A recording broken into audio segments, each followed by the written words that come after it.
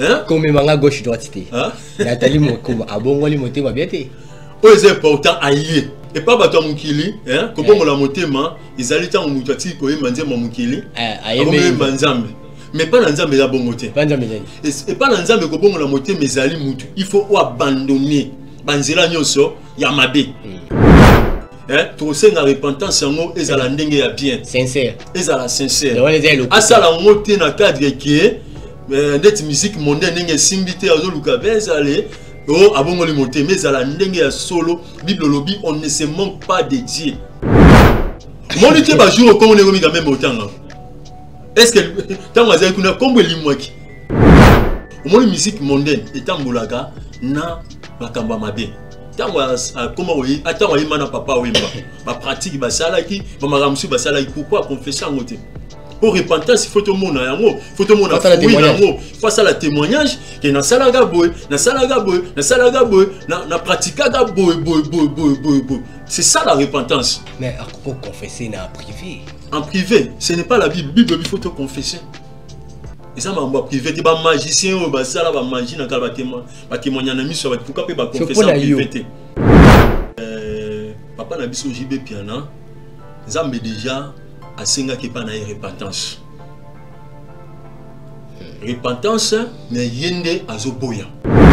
Message, il faut à se repentir. Message, il faut confier au milieu à se repentir. Bazala misatu. Troisième personne, déjà papa Wimba boyara kufa. Ce qui a la ni gloire ya mukile. Asali déjà nyoso na mukile. Après cette vie, il y a une autre vie. Bon, ma am tué ça man orchestre na hein. Na minute au Jonas orchestre les années JB piano. Au Jiba boy appelle ya Nzambe. Être chrétien, il faut recevoir Christ comme Seigneur et Sauveur. Andimela et wapi? Ça me l'a comme la catholique. Comme la communion catholique n'est pas bon le motema. Est-ce que communion catholique n'est pas mêlée communion catholique n'est bon le motema? Est-ce que la catholique n'est pas chrétien? Problème est allé. On est mort tout au monde. Hein? On a la moni signe. Dans ma rambo nyonso, ceux qui jibé à se repentir était au lelaï. Il y a mon nom d'Arufa. Il y a mon nom d'Arufa. À la sauver. Nzamba obenga azongila ye. Tango nyonso molinganga nazalaki komona baninganga na baboti na bango nga ba parents bazate vinanga pasi. Est-ce que kokufela baboti ezali sumu? Kozanga baboti est-ce que ezali sumu? Voilà, na kopesa bino message. L'orphelinat Christ rédempteur. Et on a posé les sungé na bino. Tala musala munene zo sala pona bana. Tala musala munene sala pona bana oyo. Mokile tiki e boaki. Mais nzamba termine nzelo orphelina o pona ko encadrer bana oyo. Yaya li sungi na yo to na ngoposa. 1 euro no to na ngoposa. Pona mwana moko. Tango mwana moko allié nzambe ya bitike. Oya permettre ete na nzela no mwana alia akobosa na ote. Voilà le message. Il y a l'orphelinat Christ rédempteur. Tu as besoin de sounger na bino. Ba numéro zanase, contact na biso, assistance na yo et vous allez sounger pour na bana. Que le Dieu des orphelins a bénir diama mtu nyoso ja ta likanisa ko sala quelque chose. Peu sali yango, zamba pambo la bino.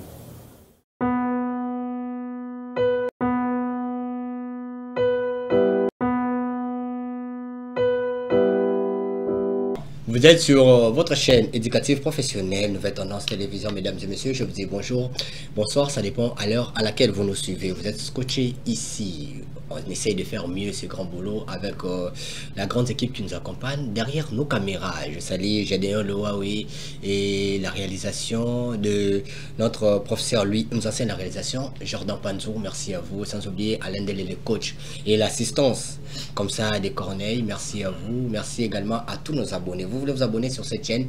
Là, c'est écrit en noir s'abonner. Appuyez ou cliquez évidemment, il y aura une cloche qui va sortir. Cette cloche nous sert à avoir des notifications. À chaque fois qu'il y aura une émission en ligne, mesdames et messieurs, n'hésitez pas à appeler cette cloche pour avoir de belles émissions authentiques, vraies, spirituelles, ici avec nos invités, des serviteurs de Dieu, des servants de l'Éternel. Merci de continuer d'être avec nous. Merci à tous mes partenaires, partout où vous êtes. Babi Ngoma, les générateurs de boules. Merci à vous. Merci à ma maman Hélène depuis Londres. En tout cas, vous êtes nombreux. Déjà, je crois que la semaine prochaine, nous allons commencer avec le vœu le meilleur. Nabato Onyoso Balingarabiso. Ici, donc plus de 365 000 abonnés. Ici, c'est votre chaîne avec Alain Dele, les coachs. Mesdames et messieurs, je ne suis pas seul dans mon plateau aujourd'hui. Comme vous le voyez, je travaille, mais plus à l'extérieur. Aujourd'hui, c'est ma première ici, dans notre plateau, avec la réponse à nos questions. Bien sûr, vous savez pourquoi on dit la réponse à nos questions. Nous cherchons à trouver des belles réponses à toutes les questions que nous essayons de poser nos invités ici, sur notre plateau. Et voilà, Brad Bumba de la presse. Il est avec moi sur ce plateau. Pourquoi on l'a fait appel à lui? Lui, c'est le prophète Papi Israël. On l'a appelé parce qu'il avait donné un témoignage. Et ce témoignage-là, de Baba Nadingala, prophétie, excusez-moi, cette prophétie, il l'a attaqué Nzoto de Nathalie Makoma. Papi Israël, le prophète, l'homme de Dieu, je vous dis bonjour et bienvenue. Bonjour, Papa Nangaï. Brad, comment est-il? Bonjour, Baboné Nyonso. La nouvelle tendance, partout dans le monde, que la grâce, la faveur et la paix de Dieu, ils la partagent à ma corps. Très bien. Sinon, vous allez bien? Je vais bien par la grâce de Dieu. Église. Nyonso, ils ont marché très bien dans mon mouvement. Bah, émission aussi. Nyonso par la grâce de Dieu. Nous avons le contrôle à ma Nyonso. Voilà. J'avais quelques points avant de parler de nos points. Voilà, nos actualités. On va parler. Il y a une prophétie que vous avez donnée. Il y a quelques mois, je pense que Baki Rocher Labisso et les Mawana, on est de cœur avec vous. La réalisation, c'est beaucoup balancé les Bisso, éléments. Il y a Papi Israël, je me rappelle, tout ça là, on a plateau Nabisso l'autre fois, où vous avez parlé de Nathalie Makoma. Avant tout, ma place sur un moi, 2 minutes caca, il y a l'église. Prophète Papi Israël, comment vous voyez l'église aujourd'hui? Comment Ozo Mona n'est pas traiter l'église? Bah, incrédible, bah, côté trop, ou soit on va dire que c'est le temps de la fin. L'église où ils allaient, corps de Christ, ça marche très bien. Mais l'église n'est pas locale, ça ne marche pas bien. Pourquoi ça ne marche pas bien? Parce que l'église les a infiltrés. Bah, tu belé au lelo, bah, côté na l'église, belé baza basé l'anzambete. Un jour, il y a ce le babati qui a blé et n'a livré, ils allaient ensemble. Donc, on attend beaucoup blé n'a livré, ils sont ensemble. Naba au bazar dans le bon, naba au bazar dans le faux, bah tout bazar ensemble. C'est pour cela dans le lobby que l'église où ils ont le corps de Christ, ils ont l'église ni ride ni tâche, ils sont protégés par la main de Dieu. Même les diables à côté kobé bisayangote, mais les diables à côté de l'église, c'est l'église locale. OK. Au monde on a l'église locale. Où ils ont le temple, où ils ont banda kopsimoto tongi boé, il y a des sorciers, il y a des magiciens, il y a des féticheurs. Ils ont là le problème c'est bah sali tu as bandimi bazoya kande problème parce que mon numéro compte boyo ebisi par exemple mon baba franc là bah nzamba ba qui fait ça aux ko fele pesa au fele il n'arrive pas à comprendre. En fait c'est vous ou soit tu as bandimi ne mutu ba comprendre rabino bien té problème au moins problème église ils allaient là le bateau bazana c'était ça mutu au moins mutu so déjà baby ata bato bazana assez ata basel ndenge esimate omoni diable elo ba liboso linga gagner no ba leader lelo so total malam bato mingi baza gagner za ba leader ba numéro 1 poso numéro 1 so déjà za gagner ata yo za na simano to mekinyo so simate mais so numéro 1 so ki za gagner te ata bato assez so ba gagner bango place on les a bien protégés. Donc diable a gagné mingi ba leader na sens nini atie bon manger. Parce que le diable a un bon manger. L'eau église, il y a malamu ils a mingité. Par rapport à temps Ezali. Mais il y a mingité. Ils a mingité. Et tu es arrivé là pour la TV, tu te dis, oh, dans un sang à débat. Tu y es parce que vrai témoignage, ça vient de Dieu. Ils ont mis un témoignage sur Batu. Nous qui le témoigner sérieux. Mais son Zambi a pesé témoignage à malamu au sein de l'autre côté. Mais le lobby se trouve comme un témoignage à Batu qui est en Zambi. Voilà, merci beaucoup. C'était juste voilà. les points que je voulais un peu toucher sur l'église. Alors, parlant de Nathalie Makoma, vous avez dit il y a beaucoup de temps passé, hein, bah, moi et les cas qui disent que Zambala qui sait que Nathalie Makoma a rebongo la motema. Il y a eu un concert, il y a Makoma Bangonyoso, Babetaki et puis Nathalie Azongi. Non seulement Kozonga, mais Abimisi Nanzimbo pour nous glorifier notre Seigneur Jésus-Christ, l'éternel, notre Dieu. À glorifier, on s'est dit voilà, les acquis moko ya ba élément et senga na touché pour nayo Nathalie Makoma Azongi parce qu'Azalaki a pengui Azongi prophétie na latin zoto. C'est quelque chose de bien, non? Oui, c'est quelque chose de bien. Pourquoi au moni na lola fête c'est ça la maka ceux qui mutabongo le motema. Fête c'est ça la maka na lola te ceux qui mutabali, ceux mutaboti, ceux mutasomi mapa mutoni, mais ceux mutabongo le motema. Au moni bitumba ya nzambe na satana izaka moko papa na brat. Izani nzambe na satana ba wele la ba am. Satana a ota mbongo nje pour y a gagner ba am. Nzambe pe a ota pe le beau qu'on est un pour gagner ba âme. Donc bitumba on est banda outa na lola. Satan n'a pas gagné ba ange pour pas on a quoi adorer. Même jusqu'à présent même le ko salamara. C'est que plan nzambe zanini na ba magicien, na ba ndoki, na ba to monde occulte un jour faut ba sani. Ba ibongo la motema ba ye. Donc nzambe za na posa batuana. Ya on a ibisa mutu moko, Hollande biso za rosichristien, sataniste diéter nzamba linga yo. Donc pour ça, un jour, il faut pas y aller. Donc tant que notre sœur a bon le motema pour nabiso isa et c'est mon maka c'est ça le là moi na o akima ki papa na e aso ki bozuna e akia sali ambiance bobotango aussi là qui azongi papa na yambi papa na yambi aboya ki mwana wana te donc nzambe nenga za bongo azala maboko toujours ya kofongwama ezala pona Nathalie Makoma te za pona batu nyonso oyo po remarkaki opengwaki otikaki vie chrétien tango zongeli nzambe maboko nzambe za kofongwama po fête esa mana lola mutu moko abungaki asaini azongi melo ngala kolinga repentance wana ezala malamu po mwana nzambe bakudrema mususu ndenge ezaki ya mokili fo atika yango abongani bien te abongoli motema aye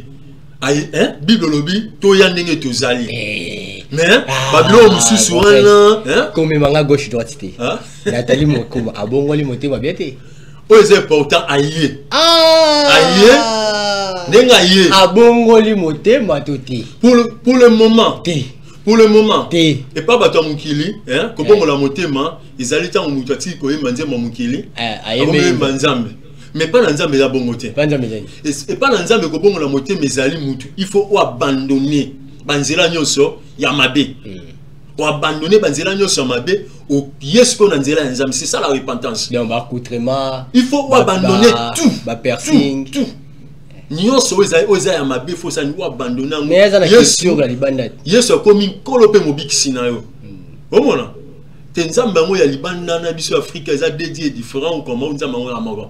Donc pour nous Nathalie na bongani bien te. Na lobi boya, c'est Mwezali. Prophète papi. C'est Mwezali aïe. Mais avec le temps, les gens mon numéro boye, nenga kenda. On formuler ma phrase moko poliment nenga baloba. Amesana ki na vie moko boye, nenga yé. To senga repentance yango ezala ndenge ya bien. Sincère. Ezala sincère. Asala ngote na cadre qui net musique mondaine ndenge simbité azoluka bezale. Oh, abongoli motema ezala ndenge ya solo Bible lobi on ne se manque pas de Dieu. Nzambe basakana na été. Attendez. Donc la mokili musique ne simbaki te. Musique mondaine ne simbité na lobi azonga. Ezala sko bongo te repentance on ezala. Le roi Fiston Mouy. Ezala repentance mo ya bien. Fiston Mouy fait ça bongo. Na mokili simbité ate na zonga boy. Kuna ce que simbi atikale. Atikale. Omona donc ezala repentance sincère te. Mais pour nous, on a un nazoloba, ils a une simbité, nazongi. Pour ceux qui, ils ont la repentance sur solo. Papa Brad, au moins musique mondaine, et tamboulaga, na bakamba mabe. Comment oui, attends, oui, mana papa oui, ma pratique, ma salaki, ma maramsu, ma salaki. Pourquoi confesser en côté? Pour repentance, il faut tout le monde il faut tout le monde face à la témoignage que na salaga boy, na salaga boy, na salaga boy, na pratika ga boy. C'est ça la repentance. Lelo ba te belé na bongo li motema mais à ça là ba pratique à mabe pourquoi ko bomba Bible bi photo confesser ou ezali mabunga na biso mais akoko confesser na privé en privé ce n'est pas la Bible Bible bi photo confesser et ça m'a privé te ba magicien ou ba ça là ba magie na kala ba témoigner na miso ba pourquoi ba confesser en privé mutu nini oyo peno ndima ke à ça la repentance sincère mais j'ai 36 ans sincère mais j'ai 30 nan vraiment la consultant nzambe te pona na mona ka ande ba balobara bongo li motema parce que vrai témoignage il faut la consulter Dieu bah papa Carlito quand même papa Carlito foué zo mona na ka bongo la motema Nathalie Makoma rien alinga bongo la donc azana 50-50 makolo moko donc ça la place actualité au fanda ok il y a zo luka actualité au mona monite ba jour comme on est quand même autant est-ce que tant que vous avez combien de mois qui mais au moins ils ont accomplissement et professionnel ok na lobi boya to pesa ki message nza menenga za bongo hein nzambe message ne ko bima lelo et ko ki pe ko salama avec le temps oui oui au monde nenge a eu déjà courage ya kozonga bo c'est ça notre joie mais pour ça na biso ezali repentance yango ezala ya solo aujourd'hui papa Brad il y a beaucoup de gens basant la carte église mais basant la chrétienté. Est-ce que être chrétien n'a pas sans définition mon chrétien chrétien signifie être comme Christ pour la que va te belé lo basant la chrétienté est-ce que chrétien cause à la lié par le diable mutu aza nature nzambe est-ce que Satan a lié est-ce que chrétien Satan a ndoki a lié chrétien mais l'autre zo kake mutu aza qui chrétien va lié pas ndoki mais quelle honte nous avons commis même nature nanzam supériorité on nzamba za nous commis même nature nanzam Daniel na kati ya libula ba kosi lokola komaki na nature abunzambe ba lio ba koka olia été aujourd'hui tozane na bato bakena église mais bato belé baza ba chrétien té yoza chrétien naza chrétien ah yede okuta waka na sala marche nanzambe na yebi nzambe bien pensambe pa epinga biso doza basta ya mukilité. Il y a une différence entre basta ou basta mukili na basta à lola. Nga lola yebinga et témoignera pour nga. Donc on va conclure que Nathalie Makoma est 50-50. Non la bonne moté ma bien 50-50. Ah Luka Beza. Oui. Parlons un peu de touchons toujours l'actualité hein. Avant tout côté on a un thème dans biso to fan de là parce que c'est une émission chrétienne. GB Piana vient de perdre encore son batteur. Après Séguin Mignon, c'est le batteur qui a remplacé Séguin qui n'est plus. Mes sincères condoléances à la grande famille BCBG, bon chic, bon genre. En tout cas, on est de cœur avec vous, papa chéri. Je me rappelle qu'il n'était pas à Kinshasa, il est à Lubumbashi. Après, il avait fait Kolosi juste pour se produire de l'autre côté. Et Sangamawane, il a eu ce côté Kuna parce que même dans Libala, il y a. Il n'était pas là. Maman Mida était là, mais lui n'était pas là. Comment vous voyez ça? Séguin n'est plus. Le batteur n'est plus. Rio de Janeiro, très malade. On habite Yosa Pasteur, on habite Rio. Ah voilà, musicien JB très malade. Et moi, ben, information, je ne sais pas si c'est vrai. Alors, il est toujours Koyoka dans la rue qu'il y a à Paris où il y a l'un des musiciens aussi de JB Piana et aussi malade. Il n'y a pas un anguille sur roche. Bon, problème est allé pour papa n'a pas JB Piana. Zambe déjà à Senga qui pas na repentance. Repentance mais yende azoboya. Au moni Zambe nenga za bongo. Bon, madame, tu es aussi à mon orchestre, hein? Na minute au Jonas orchestre n'est pas JB Piano. Pour JB Boy appelle Yanzambi. Voilà, j'ai pas vu, hein, voilà, Zulema aussi, Atika Bisso, un grand chanteur, donc, vient à Zulema, un grand chanteur. Il y a Koufara, je crois, le 2 mars 2025. À Koufi, le 20 septembre, il a perdre mon Kazagi, administrateur, il y a Wenge. Voilà, il faisait aussi partie parce que tant que discollesseur Salamaki, bon ouais, quand il est parti, tant que Wenge Kabouane, le vieux Nabiso et Akindaka na JB, de Basalaka Internet, le 20 septembre 2025, il est pas autotique à Bisso. Mais ça dit il y a au moins 4 personnes au bas figure phare. Il y a Wenge. Basé sur il y a un problème. Problème est allé. Moni est mort tout au monde. Hein? Ngala moni signe. Na marambo nyonso. Ce qui jibe à se repentir était tolé là. Il y a mon de Kufa. Il y a mon Kufa. Azala sauvé. Nzamba obenga azongila.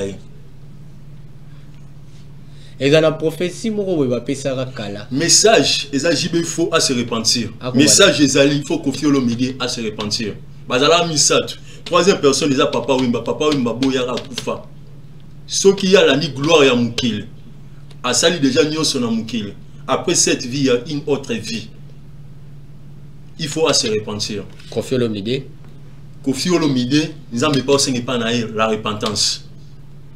Donc tout les autres ça la minute oh appel en Nzambe za randengeni so muto boy appel en Nzambe okoma le la Jonas partout trouble banolanda Jonas partout bande okene trouble landais akena boato ba trouble landi bato ba kwesi ba bloko ba sali ba perte ti ba zuye ba boake na mai balana ki omelaye na sima sali repentance na buma balene ne balana ki ko boaka donc jibenenga za bongo ceux qui a boy ko se repentir je vois la mort.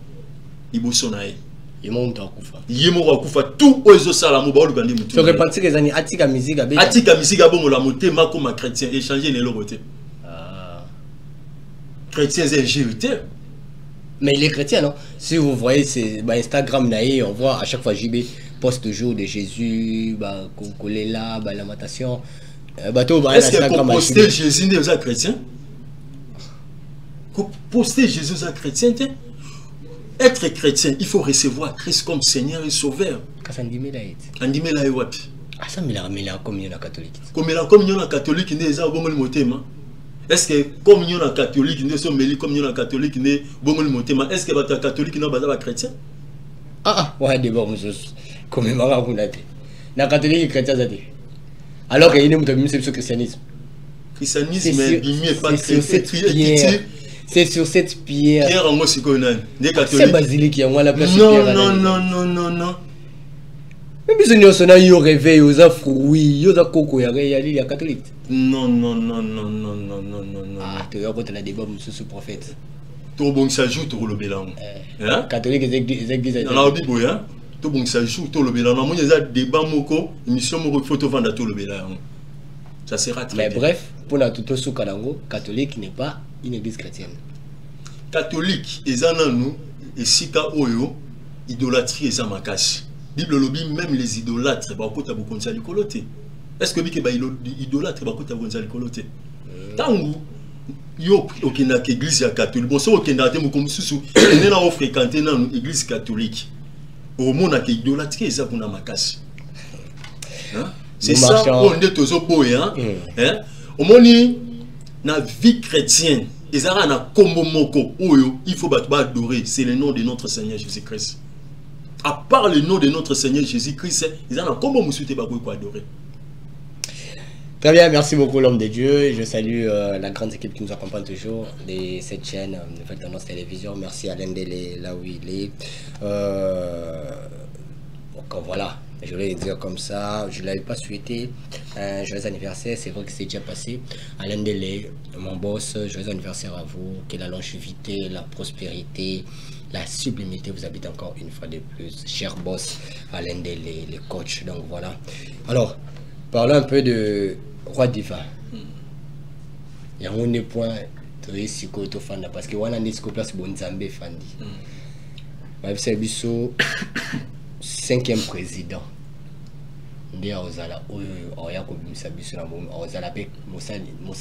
C'est-à-dire une personne qui craint Dieu. On a vu ça avec Papa Labiso Fachi à Dedi Mboka et pas Yesu Masia au président Mbatikalo wa Salate. Il y a ça la pasteur abing ça pasteur kuna na nini na oya bazo sambela ba grand pasteur nyoso to mona awawa. On peut conclure que le roi divin où nous avons bâti le biso pour sauver Congo, c'est Félix Antoine Tshisekedi Tshilombo. Ou soit on a un autre roi divin, ou Robima, ou Papa Labiso Masambukidi, qui parle de c'est lui le roi divin où nous avons Otinda. Je c'est pas pour vous, qu'est-ce qu'on peut conclure? Ok. Biso toza bananzambe. Moni ba question nyonso oyo mukileza nango. Ils ont la réponse. On a déjà pesa yango na Bible. Omoni batebele tolandara mingi. Ba ole quand même na ba TV, ba parler sur roi divin, omoni pe mutu. Ba obenge pe prophète, ba obenge pe pasteur. Ala ti pe veste ti pe école pastorale, ala ba pa zoto kama ole belo côté. Oh. Omoni en réalité soto bi total la malam. Na Bible les a séparés na ba temps. En réalité, tant autosali église, ils ont nous roi divinité. Église est là où ils allaient enlèvement. Église était au Congo. Papa, maramou ya roi divin, ils ont maramou na Congo té. Parce que tant ya roi divin, oh roi divin au régné, ils ont makambu, ya mutu ya bo moto boité. Et là spirituel. Ils ont spirituel, ils ont na temps ya millénium. Na temps ya millénium wana, les diables a osala en barokangé na ba chaîne pendant 1000 ans. Tant ceux qui bateau bazan la posa ba landa maramu na olobeza na Apocalypse chapitre 20 des versets 1er komatati kokitati même na ba 8e verset. Natanga. Oui au kokotanga. OK. Olobi na mukanda ya Apocalypse chapitre 20. Voilà. Exactement moko ya paix parce que les diables oh ils ont créé trouble dans mukili, on allait arrêter. Apocalypse chapitre 20. 20. Premier, Tina, la 8e. Même 8e. Au cours de la 5 pour tout que moulay moulay. Pas de problème. Je lis au nom du Seigneur. Amen. Puis j'ai vu descendre du ciel un ange qui avait la clé de l'abîme et une grande chaîne dans sa main. Il saisit le dragon, le serpent ancien, qui est le diable et Satan, et il lia pour 1000 ans. Il le jeta dans l'abîme et ferma et scella l'entrée au-dessus de lui, afin qu'il ne séduisit plus les nations, jusqu'à ce que les 1000 ans fussent accomplis. Après cela, il faut qu'il soit délié pour un peu de temps. Et je vis des trônes, et à ceux qui s'y assirent fit donner le pouvoir de juger. Et je vis les âmes de ceux qui avaient été décapités à cause du témoignage de Jésus et à cause de la parole de Dieu, et de ceux qui n'avaient pas adoré la bête ni son image, et qui n'avaient pas reçu la marque sur leur front et sur leurs mains. Ils revirent à la vie, et ils régnèrent avec Christ pendant 1000 ans. Vraiment. Les autres morts ne revirent point à la vie jusqu'à ce que les 1000 ans fussent accomplis. C'est la première résurrection. Voilà, tout ce qu'on a vu sur là. Tant il y a roi divin, exactement que Nzambe a rejoint, roi moko boye, oyo a retenu na mukili, en dehors il y a Christ. Tant il y a roi divin, c'est lui-même Christ. Exactement moko ya paix. Les diables oyo a créé un trouble na mukili, o a tchaka ba maladie, ba lien, ba malédiction kolela na mukili, a kozala lié, pe ba kokanga pendant 1000 ans. Donc tant on a Christ, yemoko le véritable roi divin, a oya ko vivre na mukili na batu. Na bato bandimela ki ye banyokama ki pona ye boy ba akoyenye na ba ensemble. Christ a volé dans nzoto lisusu. Mais seconde venue à Christ c'est allé. Mais après 1000 ans et rozonga lisusu. Donc Yesu après 1000 ans rozonga les lisusu. Mais tant il y a roi divin Christ a régné ensemble na peuple na ye. C'est-à-dire monde mobimba tozana mokonzi moko. Kasi yende le roi divin. Politique est sauté. Tant on les a yende mutuazo régné politique exact c'est Christ le roi yende azo régné likolo na nyonso. C'est ça, autant il y a la Bible.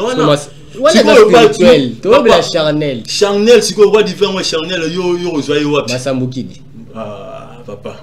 Mais c'est lui qui viendra remplacer Félix Antoine Tshisekedi de Chilombo.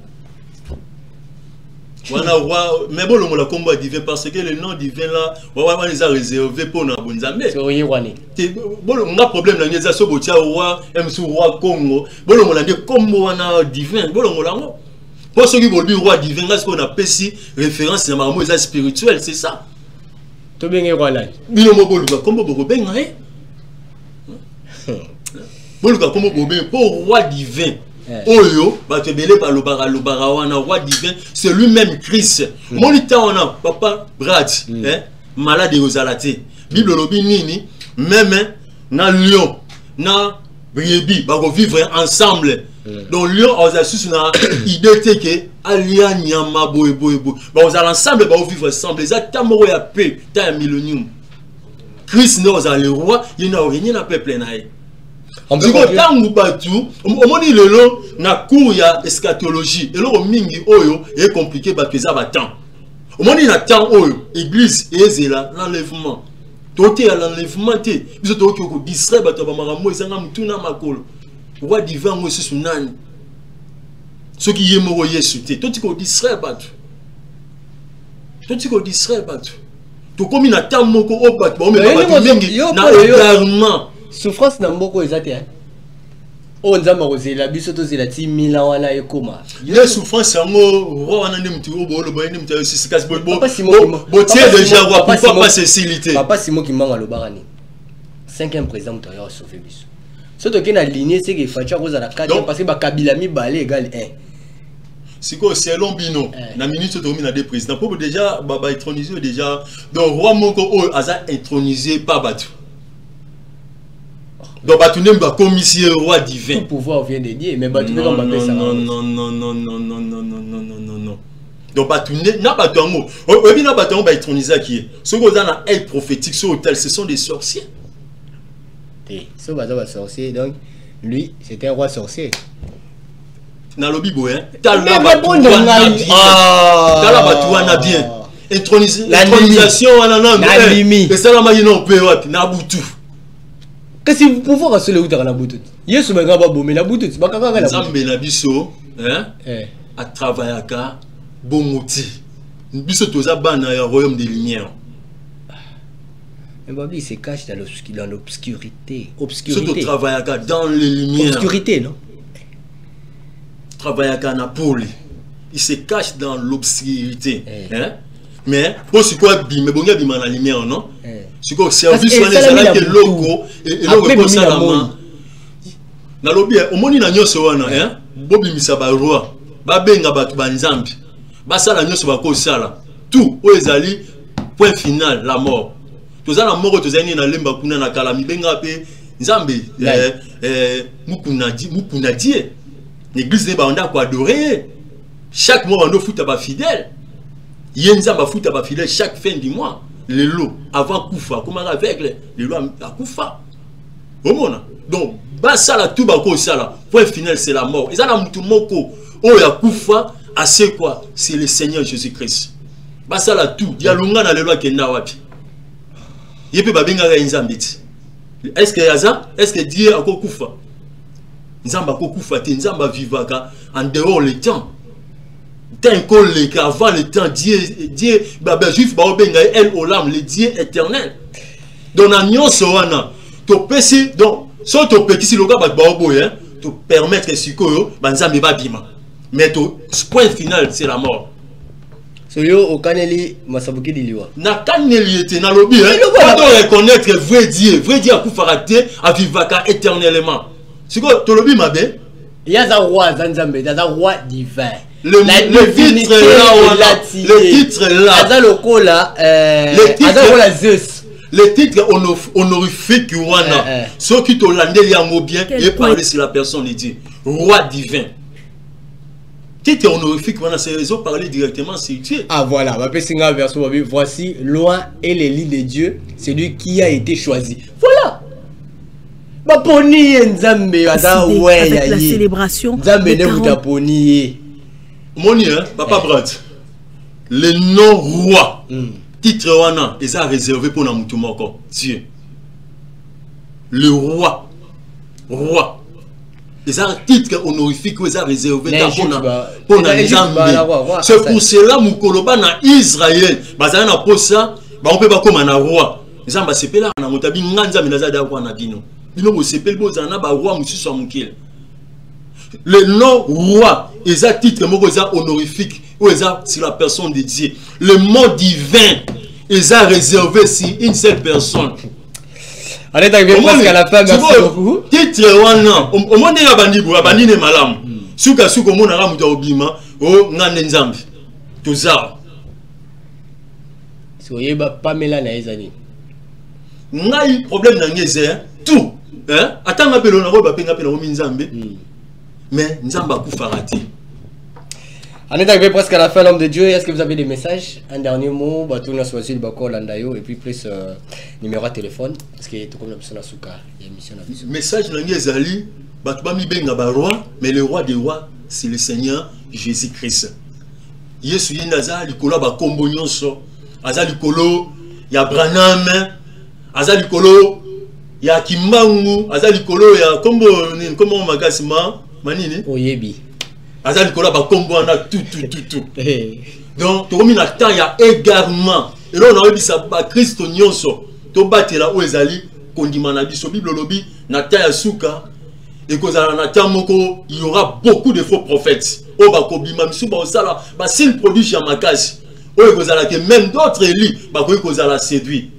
Mais, Bible lobi, celui qui persévérera jusqu'à la fin sera sauvé. To batela o ezali, kondimana biso, afin que un jour to témoigner o ezali, misala nanza mekati na vie na biso. Tina to bomola motema, ezali pour un jour. Tout le monde a nzambe, tout le monde a ezali bokonza likolo. Message on a do pesa siba na nzambe nyonso. Nazala ki na prière, nzamba tel sa yinga signe, photo za la mingi na ba prière pour na mona ki vent. Vent moko ya maladie oyo eko frapper mingi batu, mona mulili esenga mingi ba sacrifice humain. Bazami na posa ba mbeka ya ba sacrifice. Mais ma maladie on ekozala mtobeli, mais obeli temps mkie na ona ba mort ekozala belé. To mi bomba mingi dans la prière afin que Nzambe aleka kolongisa biso devant ba plan ba piège au l'ennemi abongisi pona biso. Bon remarque mon amuta belikata munke na sima muta kufi. Eza plan moko ya ennemi. Plan moko ya ennemi oyo abongisi pona vie abatu. Mutu nyonso aza na posa a contacter biso ko benga biso na plus 243 97 15 15 722 na bandeli sous plus 243 97 15 15 722. Nous avons un service, il y a orientation divine ou la prophétie. Ko benga biso oyo kanzambe moi na nzamba solo azana na posa yeba lobby na ye eza ndenge nini mutu aza na posa a contacter biso numéro ezana ko benga biso afin que on les cas comme on a le beau qu'on ensemble afin que Zambé a les cas qu'on visite beaux à la béni, que Dieu vous bénisse. Voilà, que Dieu vous bénisse. Merci beaucoup l'homme de Dieu. Son numéro est affiché hein, au bas de vos écrans. Appelez l'homme de Dieu, vous avez des problèmes, vous avez des préoccupations ou des questions à poser. Appelez les prophètes Papi Israël. Tout comme l'homme à l'homme de Dieu. Au le balanga vrai ou faux? Vrai ou faux? Au lobby nabiso awa. Les autres comment bah faux prophète belé. Oui, vrai. Vrai ou faux? Au lobby pour la on dit on te que MG 30 à bon année. Nathalie Makoma. Et dans le bilan non MG. OK. Vrai ou faux? Pour na yo MG 30 na nous a confirmation te ka bon année solo. Na lobby non na consulter te kolo pona. Vrai ou faux? JB Piana Kalata au kufa ceux qui ameki koyoka mambo ezo komelete. Ceux qui a beaucoup comme nous na mais je vois la mort devant lui. Vrai ou faux? Nathalie Makoma azolo kaneka buzz à bon année soloté. Oui, vrai. Merci beaucoup. On était avec le prophète Papi Israël. On va se retrouver pour un nouveau numéro. Portez-vous bien. Après moi ici, c'est Alain Délé. Au revoir.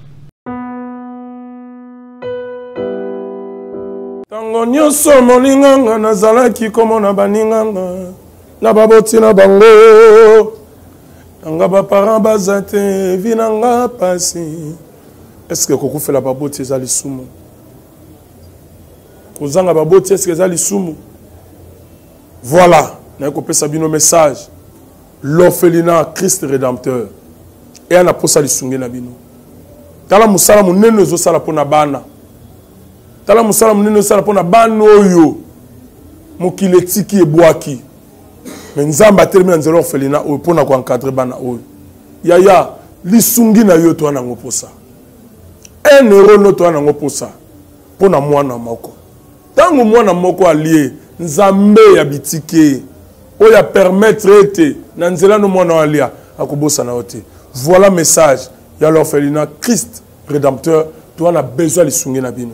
Ba numéro za na se kota contact na biso assistance na yo et aux ali sungi pona bana. Que le Dieu des orphelins a bénir dia ma mtu nyoso ja ta likanisa ko sala quelque chose. Pe o sali yango zamba pambola bino.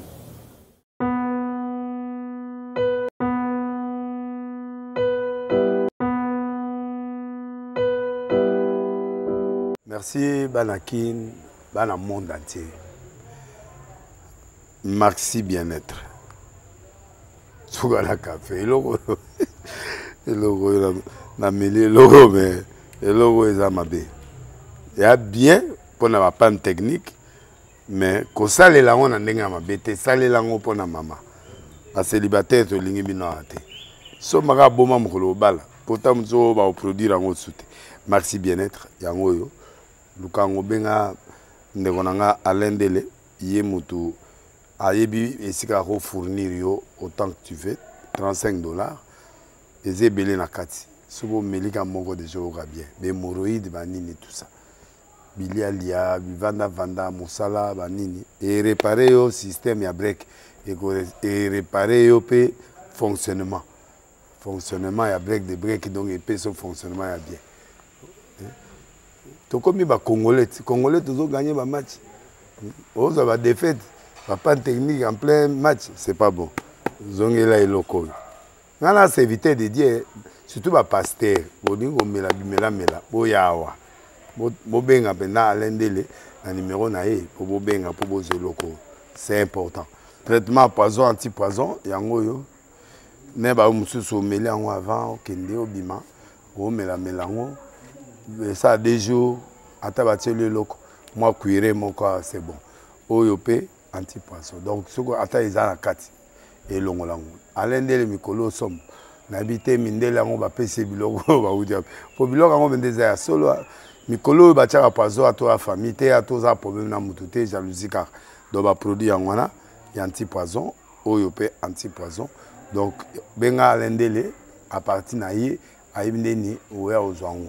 Nous amenons pas mon labino. Mi batte la mboke comme biété batwa comme la jalousie oyo tozo comprendre de souté bana mike bazo kufa mikolo bazo kufa ba otiana bana bébé ba poisson donc toujours zala nanti na ndenga na nga ndako c'est bon que Dieu vous bénisse.